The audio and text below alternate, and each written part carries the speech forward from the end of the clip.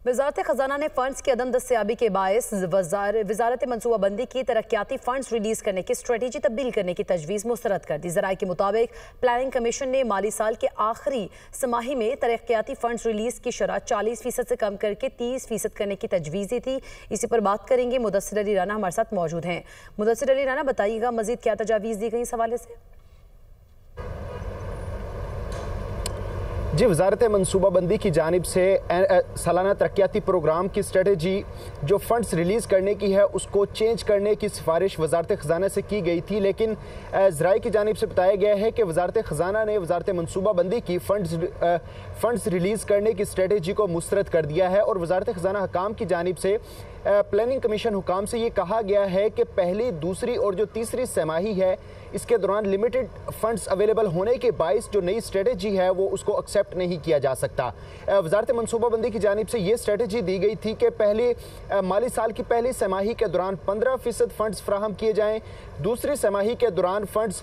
20% से बढ़ाकर 25% किए जाएँ और तीसरी सहमाही के दौरान 25% से फंड्स बढ़ाकर 30% किए जाएँ और जो आखिरी सहमाही है उसके दौरान 40% फंड्स कम करके 30% रिलीज़ किए जाएँ।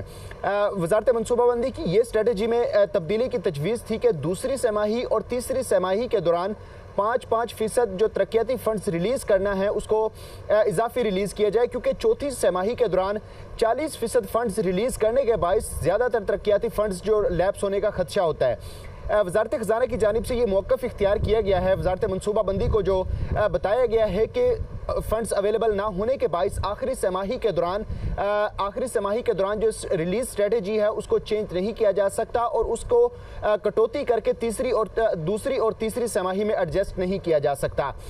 इस पर IMF से भी बातचीत हुई थी, तो वजारत ख़जाना और IMF के दरमियान जो बातचीत हुई है इस फंड्स रिलीज करने की स्ट्रेटजी को IMF की जानिब से भी यही कहा गया है कि पाकिस्तान के पास जो रेवेन्यू है, जो आमदन है वो आखिरी सहमाही के दौरान ज़्यादा है, तो दूसरी और तीसरी सहमाही के दौरान फंड्स कम अवेलेबल होने के बायस 5% का जो तरक्याती फंड्स है वो मजीद एलोकेट नहीं किया जा सकता।